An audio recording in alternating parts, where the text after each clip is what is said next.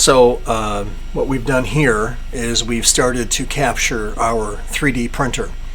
And one of the reasons that we're doing this is because we're discovering things all the time. And this morning we discovered that we could manipulate a Striker vehicle and a tank vehicle that we found online. And we could actually swap both tops of the vehicles. One was a G.I. Joe vehicle called a Snowcat, and the other one is a Striker vehicle from BattleTech, and we swapped the tops. So the massive missile array that was on the the Striker, we swapped it over to the Snowcat, and the Snowcat's missiles we swapped over to the Striker to give some variety and to show that it can be done.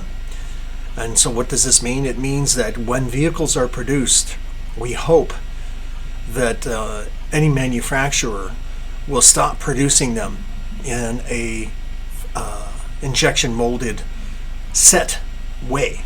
In other words, it has a missile array and you can't remove it. Well, we think you should remove it. And in other words, what I'm saying is everything should be made into parts. Nothing should be assembled. It should be cast, sure. Does it have to be made injection molded onto a sprue? Not necessarily. But look at the PSC, Plastic Soldier Company model, and a lot of other companies that made fast build tanks. They have basically the hull, the treads, the wheels, and the turret and so on. And that's it, right? But you can swap them, you can manipulate them 10 ways to Sunday. You could put a T-34 turret on a Sherman and so on. The idea is that you can build your own stuff. Again, like I said in another video, that's what we're all about here. We're all about being able to do stuff yourself and not have to be locked into a design. In our case, we have, like I said, the missile array from the Striker vehicle is being swapped over onto the Snowcat from G.I. Joe, and therefore it makes another type of vehicle. Another option we had was to take that same Snowcat, put a module, a science fiction era module, like a habitat, shrink it down and put it on the body of the Snowcat, or I'm sorry, not the Snowcat. And this is a different case. We took the tank I was mentioning earlier, an actual normal tank, and well, it's futuristic, so it's got a certain design element to it. And we put on a habitat. We took off the turret and we put in a habitat into the shape of the tank, and we made basically an APC. And it's a blocky APC, but it's very functional. It looks actually very realistic, and it's the kind of APC you would see in a future environment. Which is to say, very utilitarian, very solid, much like a 113 in the U.S. Army was for many years. Instead of just having a half-track, no, we're actually making a very capable, heavy, treaded vehicle that is an APC. There is, of course, you can do the same with the Snowcat bottom, and so you can do all these things. You take the bottom of a vehicle, no turret, and you use that bottom to create different kinds of vehicles by putting different tops on, or printing tops that you can temporarily glue on. For instance, instead of glue, you could use sticky tack. Why?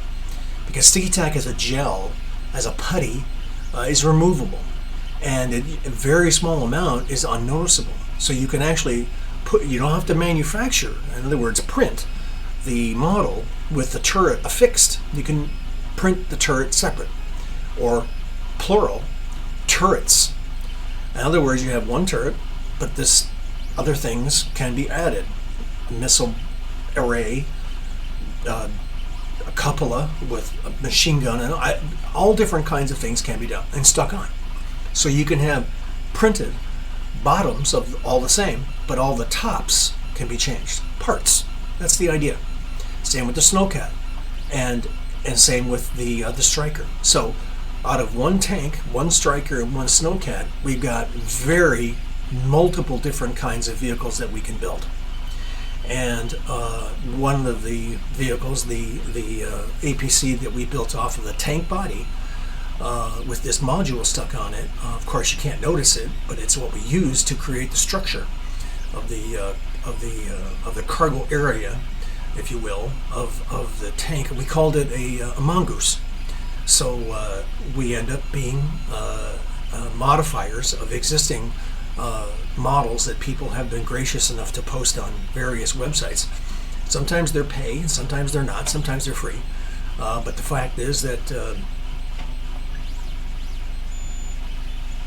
I need to be careful here because I heard a clicking, and as we watch our 3D printer, I want to be sure that nothing is interfering with its fabrication. So yes, that's where we're at. And right now, which one? I've forgotten which one it was I'm printing. Which one is this? Oh,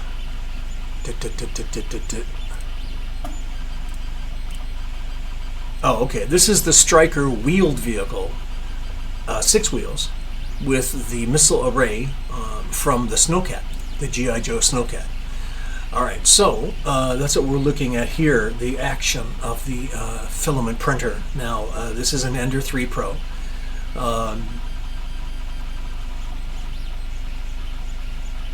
Yes, it is hypnotic. But we're looking at a 2-hour print. I know. So what happens usually is we print this at night. Off hours, early, whatever. Like I said in other videos, I wake up early. This is what I do. I press play. Well, start. And because it's early, 2 hours, set it and forget it and go back to bed. And yes, the print, this print has supports in the print. If anybody doesn't know, a support is a variable, a code you can select from that provides a spider web of plastic from the ground up, from the platen, which I call it a platen, from the surface, in this case of the Ender 3. And that web of plastic builds up over time, the actions of the printer, into a carriage, if you will, that then the printer begins to build the model onto. And you would think, well, how do you remove that? Well, fortunately, it has taken some time, but I was able to figure out through the code manipulation, through the settings. In other words, I didn't actually change the code, I just changed the settings of the interface to allow for an easily removable model from that support structure, which is kind of like a spider web, if you will, underneath the model. So the spider web gets built. First of all, the printer creates a raft, and as you can see, the raft's at the very bottom. I print everything with a raft, and then the spider web of the supports gets spit out from the little nozzle, and that gets built up over time. And then when it gets to the point at which the model itself, in the layering of the model, then the model starts to get built on top of that spider web support system. So, if anybody doesn't know, the idea, the functional aspect of this is layers. So, out of a single model, you'll have maybe 100 layers of plastic, and each layer is like 0.018 millimeters. That's very fine. But actually, in this case, I created a new setting for the layer thickness, and I pushed it up a little bit because 0.18 is extremely fine millimeters, and it would have taken 3 hours. And because this is not at night, 3 hours is in the way. So I'm setting it and forgetting it and moving on to other things.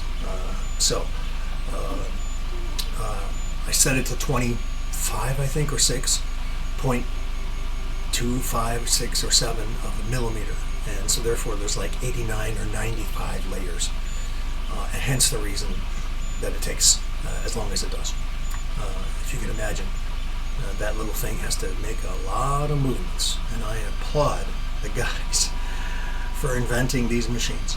If these machines on the size of your car and the structure of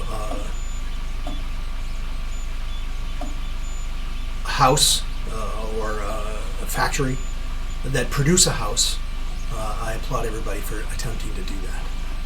If anybody has seen it, there are 3D printers available that are house-sized to make houses.